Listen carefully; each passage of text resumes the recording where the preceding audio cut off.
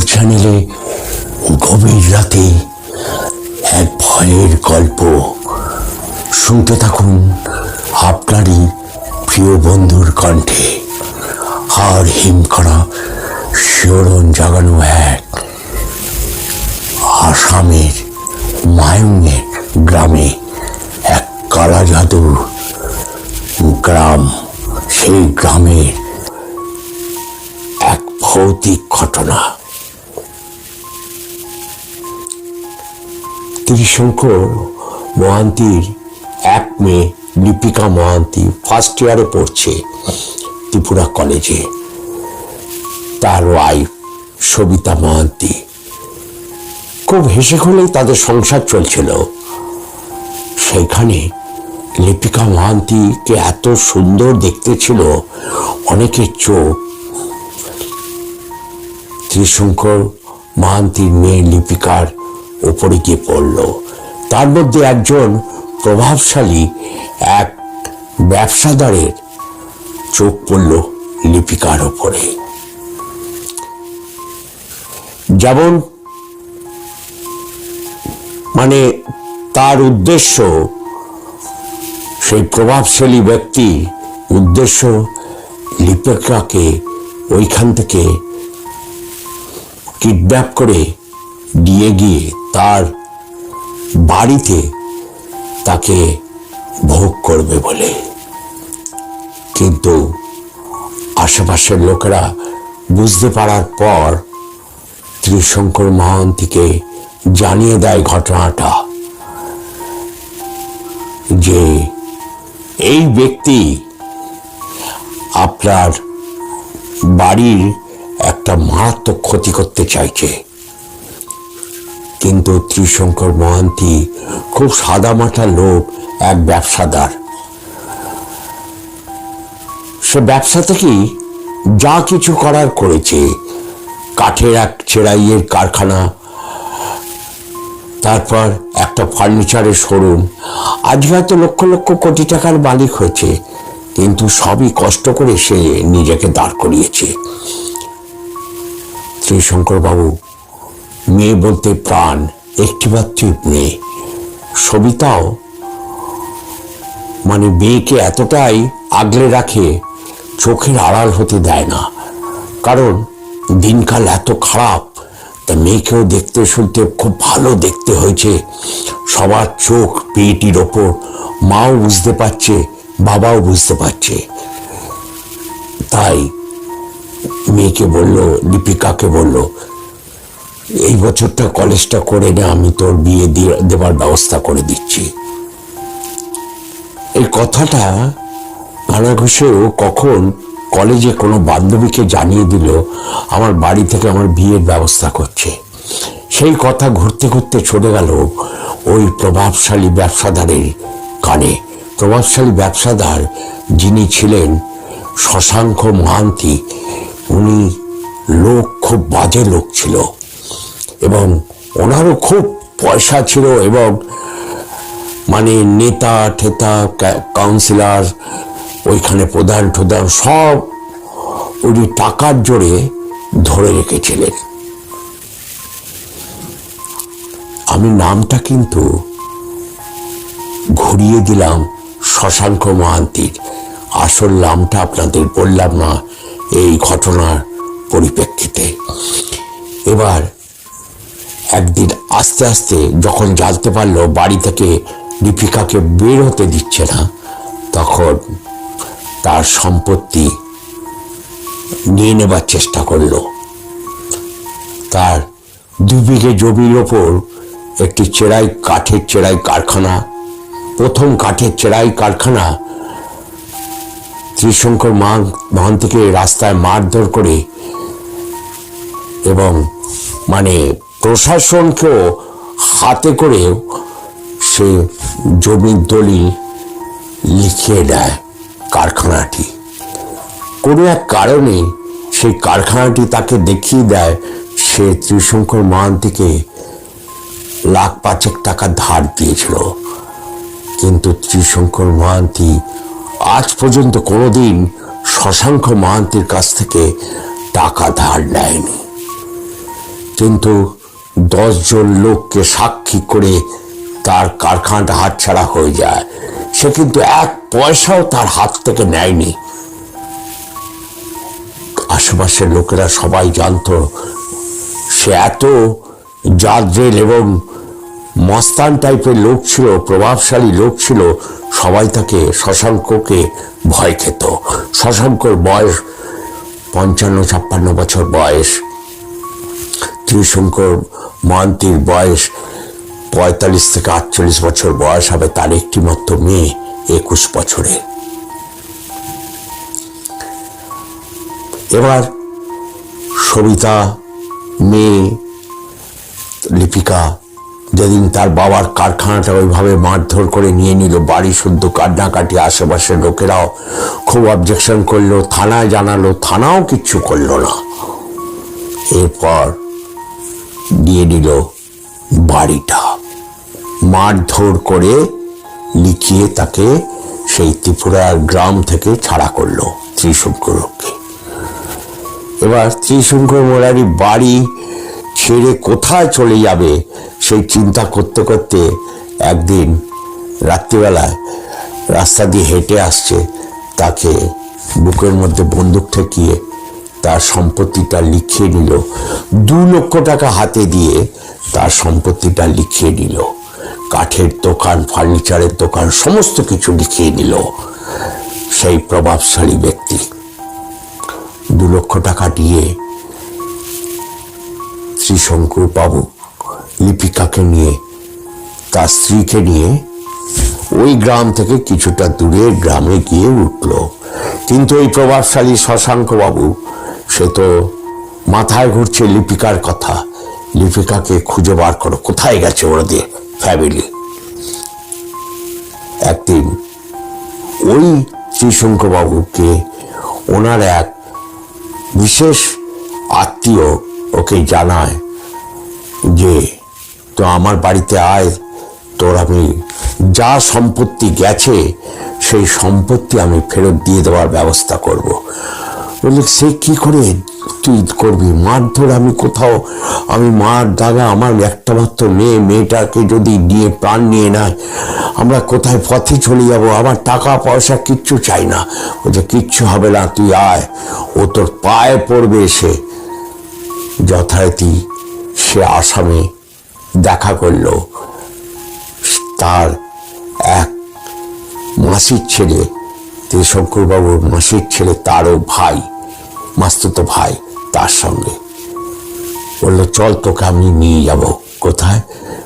সেখানে সবিতাও গেছে, লিপিকাও গেছে, সেই মাস্তুতো দাদার বাড়ি, মাস্তুতো ভাইয়ের বাড়িতে। লিপিকাকে নিয়ে ওরা 3 জন প্লাস ওর মাস্তুতো ভাই, সে একটি গাড়ি করে গেছে মায়ঙে। আসাম মায়ঙের নাম তোমরা সকলেই শুনেছ। ঘন বসতিপূর্ণ এক গ্রাম, চারদিকে জঙ্গলে ঘেরা, কালা জাদু এক, পুরো এলাকাটা কালা জাদুর পরিবারে ভর্তি। ঘরের বউ থেকে স্ত্রী লোক, কোনো মেয়ে লোক, কোনো পুরুষ মানুষ, বয়স্ক পুরুষ মানুষ, কেউ বাকি নেই কম বেশি কালা জাদু জানে। এবং তাদের মধ্যে অনেক নামে নামে কালা জাদু এখনো রয়েছে। এই ঘটনাটা বলছি 2022-এর জুন মাসে মায়ঙের সেই গ্রামে ঢুকলো। গা ছমছম করছে তখন ত্রিশঙ্কর বাবু, সবিতা দেবী, লিপিকা। হঠাৎ মায়ঙের গ্রামে ঢোকার পর গাড়িটা খানিকটা দূরে রেখে পায়ে হেঁটে যেতে হয়। সেই মাস্তুতো দাদা তাদের নিয়ে যাচ্ছে এক নামী তান্ত্রিকের কাছে। সেই তান্ত্রিকের নাম আমি বলতে বারণ করে দিয়েছে। তার দাদা সেখানে নিয়ে গেল। নিয়ে যাওয়ার পর সেই তান্ত্রিক সব কথা শুনল। শোনার পর তান্ত্রিক বলল, আমি তোর সমস্ত কাজ করে দেব, কিন্তু তার বিনিময়ে তুই কি দিবি? বললো, আমার তো আজ কিচ্ছু নেই, আমি নিঃস্ব, আমাকে তুমি যা কিছু চাও আমার ফেরত পেলে আমি কিছু অর্থ দিয়ে তোমাকে সাহায্য করতে পারি। বললো, অর্থ আমার লাগবে না,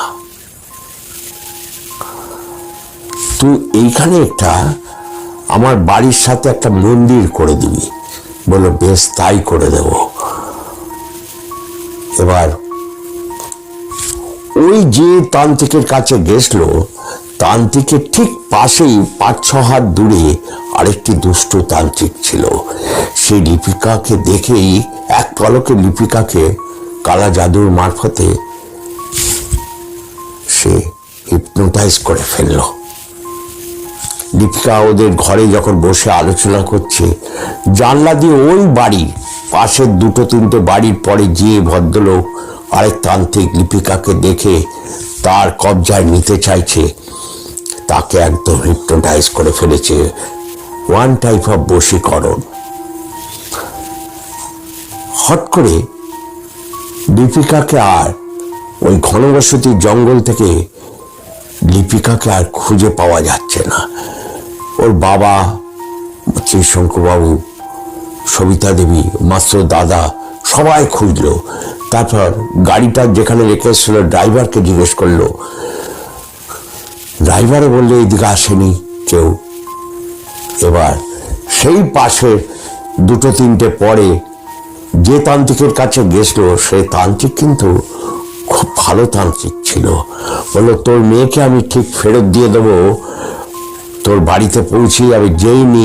যেই এখান থেকে বদমাইশি করে, শত্রুতা করে, আমার সঙ্গে শত্রুতা করে কেউ তোর মেয়ের ক্ষতি করতে চায়, আমি তার ক্ষতি করে দেবো, সে যতবারই তান্ত্রিক হোক। সবিতা এবং সবিতার স্বামীকে বলল, শ্রীশঙ্করবাবুকে, এবং যে মাস্তুত দাদা নিয়ে গেছিল তার সঙ্গে এই তান্ত্রিকের খুব দরমরম। বললো, তোর কিচ্ছু চিন্তা করতে হবে না, তোর মেয়ে ঠিক ফেরত চলে যাবে, মেয়ের যেন কোনো ক্ষতি না হয় সেটা আমি দেখব। কেউ এখানে যে বন্দি করে রেখেছে তোর মেয়েকে কোনো কিছু বানিয়ে, আমি সেটা ঠিক খুঁজে বার করব। আর তুই আজকের পর তুই চিন্তা করিস না, তুই সোজা বাড়ি যাবি, তুই যেখানে থাকিস। ও কাল রাত থেকে 24 ঘন্টার মধ্যে কাজ হবে, মানে আজকে সকালে 10টা, কাল রাত্রি 10টা থেকে ছটফট করবে পাগলের মতো। ওকে নানা রকম, ওর ঘরে উৎপাত হবে, নানা রকম অশরীররা ওর সাথে চালান করে দেওয়া হলো ওর বাড়িতে। ওর নাম শশাঙ্কর বাড়িতে নাম করে চালান করে দিল। অশরীর তোলপাড় করছে, ঘর বাড়ি, ওকে আচার মারছে, তুলছে, ফেলছে। শশাঙ্কবাবুর পরিবার বলতে তার স্ত্রী, এক ছেলে। ছেলের ঘরে ছেলেকে এক এক সময় ওপরে তুলে দিচ্ছে, আবার ফেলছে। কোনো ছায়া, এক নারী মূর্তি, সবই চলছে। খেতে বসছে, দেখছে যে 3 জনের ডাইনিং টেবিলে খেতে বসেছে। শশাঙ্কবাবু, তার স্ত্রী, তার ছেলে। দেখছে খাওয়ার টেবিলে এতখানি কফ আর তুতু থালার মধ্যে পড়া, খেতে পারল না। ভয় খাবার থালা উঠে, হঠাৎ দেখছে খাবার থালাটা উঠে গিয়ে দাম করে পড়লো মেঝেতে।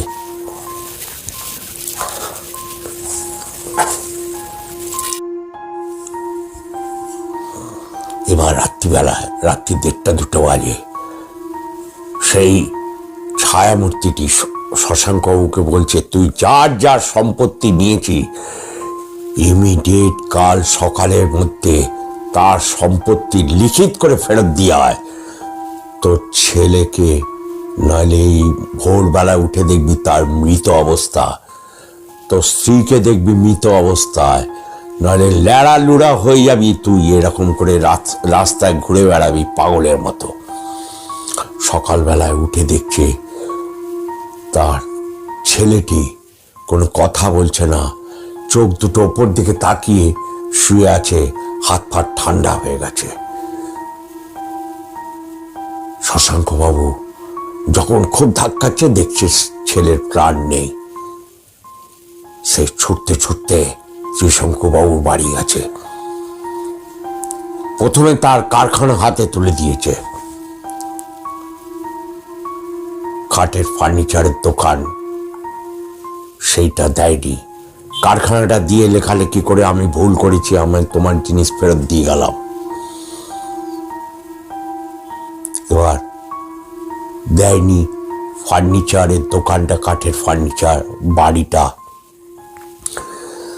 10 কাঠার ওপর জমির ওপর বাড়িটা দেয়নি।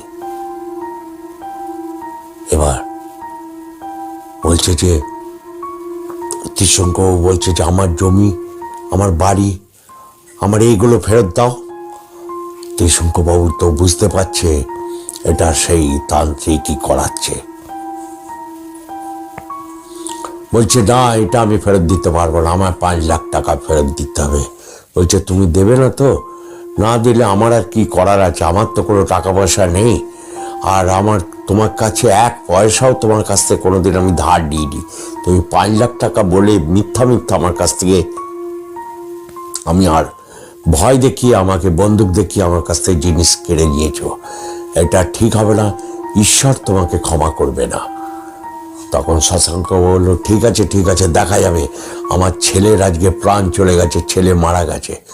বলছে সে কি বলছো? বলছে যে হ্যাঁ, ছেলে মারা গেছে আমার। হঠাৎ সেদিন ত্রিশঙ্কুবাবুর দ্বিতীয় দিন দেখছে তার স্ত্রী মানে অর্ধ উলঙ্গ অবস্থায় রাস্তায় রাত্রিবেলায় পাগলের মতো দৌড়ে বেরিয়ে গেল ঘর থেকে। পেছন পেছন শশাঙ্কবাবু বেরিয়েছে তার স্ত্রীকে ধরবার জন্য। পেছন থেকে এক কুকুর ওকে তাড়া করেছে, মানে হিংস্র কুকুর শশাঙ্কবাবুকে ছিঁড়ে খাবে। শশাঙ্কবাবু ভয়ে একটা বাড়িতে ঘরে ঢুকে আশ্রয় নিয়ে নেয়, আমাকে একটু আশ্রয় দিন। তখন রাত্রি 10:30 11টা বাজে। তার স্ত্রী অন্ধকারের মধ্যে কোথায় দৌড়তে দৌড়তে চলে গেল। পরের দিন শুনল তার স্ত্রী গাড়ি চাপা পড়ে মারা গেছে। এবার শশাঙ্কবাবু বলছে, ভাবছে যে আমার তো এক এক করে সব চলে যাচ্ছে, ওর কারখানা দিয়ে এসছি, ওর ফার্নিচারের দোকানটাও আমি তাহলে দিয়ে আসছি। বলে ও ওইখানে রাত্রিবেলা 12টার সময় যখন খবর পেয়েছে তার স্ত্রী রাস্তায় গাড়ি অ্যাক্সিডেন্টে মারা গেছে, সে ছুটতে ছুটতে স্ত্রীকে না দেখতে পেয়ে, না দেখে রাস্তায় সে ছুটতে ছুটতে গেছে ত্রিশঙ্কুবাবুর বাড়িতে।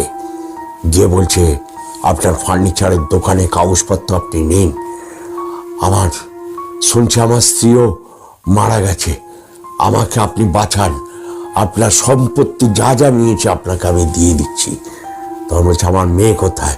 বললো আমি আপনার মেয়েকে আমি কোথাও নিইনি, কোথাও জানিও না। সত্যি কথা বলো, আমার মেয়ে কোথায়? বলছে সত্যি বলছে, আপনার পায়ে ধরে আমি আপনার মেয়েকে ভেবেছিলাম আপনার মেয়েকে আমার ঘরে নিয়ে আসবো, কিন্তু আপনার মেয়েকে আপনি নিয়ে কোথায় গেছেন আমি কিচ্ছু খবর পাইনি।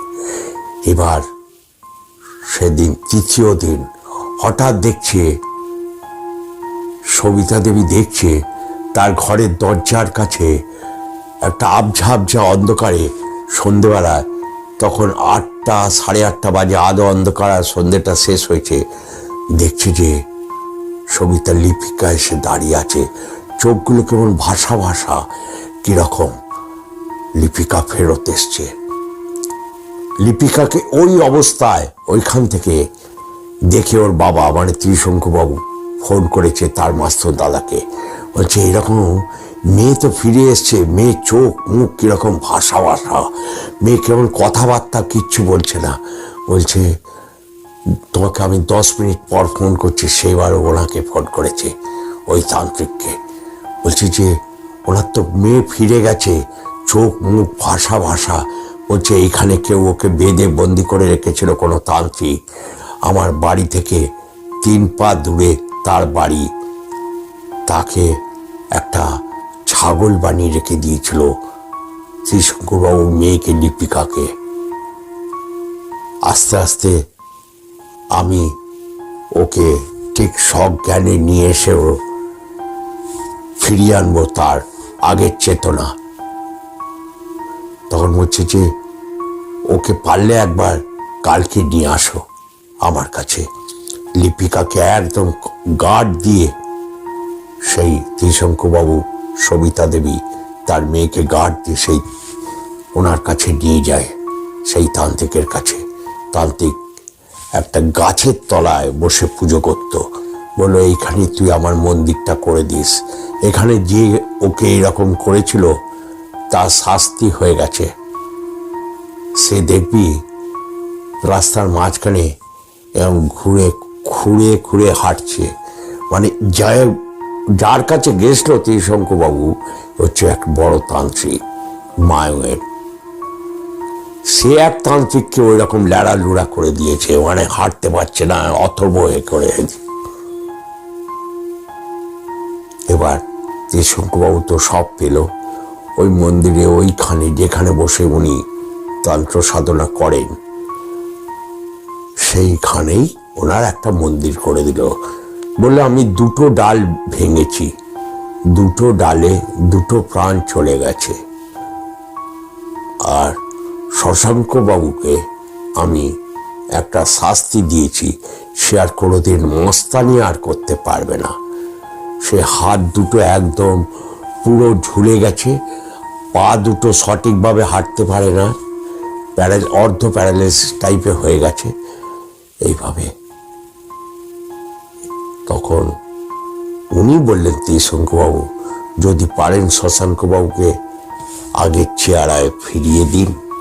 বললো ওকে আগের চেহারায় ফিরিয়ে দিলে ও আবার ক্ষতি করবে। ওর ভেতরে ভেতরে ও স্ত্রীর শোক, ওর পুত্রের শোক এখনো ভুলে এখনো এইসব নেশায় লিপ্ত হয়ে আছে, টাকার নেশায়, মস্তানির নেশায়। যখন জানতে পারলাম সেই জন্যই ওকে এইরকম করে দিলাম।